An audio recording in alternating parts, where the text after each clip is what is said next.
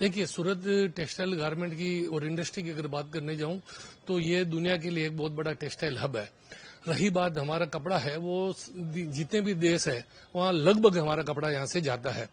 बांग्लादेश भी हमारा कपड़ा जाता है, चाहे वो फैब्रिक के रूप में जाए, चाहे साड़ी के रूप में जाए, वाया वो हमारा कोलकाता ट्रांजिट होकर बांग्लादेश जाता है।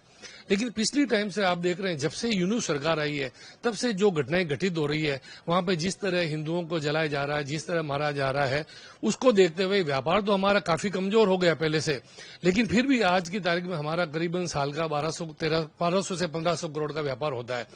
लेकिन ये व्यापार के साथ साथ में जिस तरह की वो घटनाएं घटित हो रही है, तो हम ये सोच रहे हैं कि जब हम यूएस जैसी कंट्री जहां पे इतना 50% टैरिफ लगाया, लेकिन हमने हमारी सरकार, भारत सरकार से कभी ये नहीं कहा कि आप इसमें कुछ कीजिए। तो बांग्लादेश तो है क्या है, जिस बांग्लादेश को बनाने में भारत की अहम भूमिका रही, उसको स्वतंत्र देश बनाया, आज वो बेटा बाप को आंख दिखाए, तो ये हमारे को उससे हम नहीं समझ सकते कि इस तरह से वो अगर घटनाएं करता है तो हमें व्यापार करने में उनसे गुरेज रखना पड़ेगा।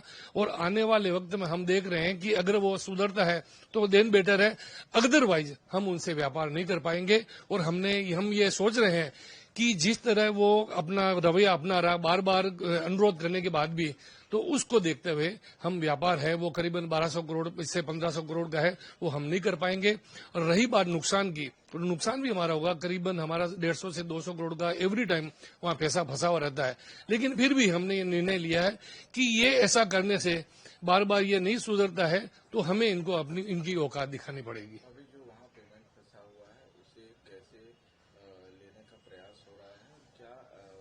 क्या वहां से जवाब आ रहे हैं, क्योंकि पैसे जो हैं वो टेक्सटाइल इंडस्ट्री के फंसे हुए हैं। देखिए, टेक्सटाइल इंडस्ट्री का पैसा नो डाउट फंसा है, लेकिन जिस तरह की वहां की भी फिलहाल पोजीशन है, न तो हम व्यापार वहां कर पा रहे हैं, और जो हमारा पैसा फंसा है हमें मालूम है वो पैसा आने में काफी टाइम लगेगा, क्योंकि डायरेक्टली हमारा पैसा नहीं फंसा। हमारा पैसा है वो वाया कोलकाता के व्यापारियों के जरिए जाता है, तो वो उनको पैसा आने में काफी समय लगेगा। लेकिन जिस तरह के उनका रवैया है, उसको देखते हुए हमें नहीं लगता है कि हम आगे आने वाले समय में ऐसे दोगले देश से हम व्यापार कर पाएंगे। पूरे विश्व के अंदर धार्मिक स्वतंत्रता है, एक छोटे से विषय को लेकर के धार्मिक उन्माद की स्थिति जो बांग्लादेश उत्पन्न कर रहा है, वहां के युग जो है उत्पन्न कर रहे हैं, उसके कारण वहां का पूरा बिजनेस जो है वो ठप है। बांग्लादेश एक समय के अंदर, आज से 2 साल पहले की, 1 साल पहले की हम सिनेरियो देखे तो पूरे विश्व के अंदर 2 नंबर वो रेडीमेड निर्यात करता था। लेकिन अभी जो है उसकी स्थिति खराब हो गई। हम भी वहां पे निर्यात करते थे और आयात वहां से भी होता था, लेकिन अभी हमारा जो एक्सपोर्ट है वो तो बिल्कुल बंद है, क्योंकि वहां पे असमंजस की स्थिति है, पेमेंट आ नहीं रहा, पेमेंट रुका हुआ है।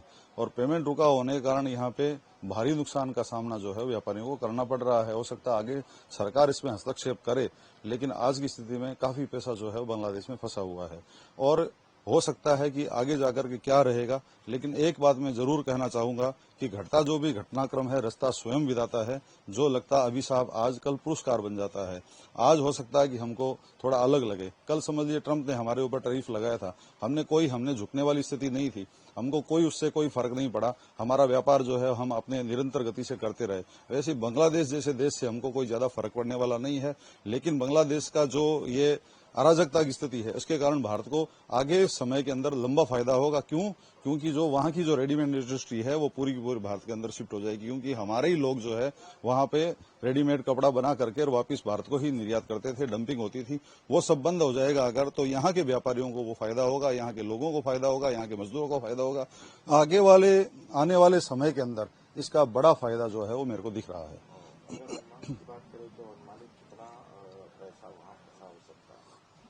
1500 करोड़ रुपया अभी भी फंसा हुआ है। तो इस मामले में जैसे बांग्लादेश की जो स्थिति है, उसके बाद कैसे वो पैसा वापस आएगा, क्या? उसके अंदर सरकार भी हस्तक्षेप करेगी और वहां के व्यापारी जो है वो धीरे धीरे अगर उनको मुख्य धारा में वापस आना है अगर तो लेन देन का वापस क्लियर करना ही उनको पड़ेगा।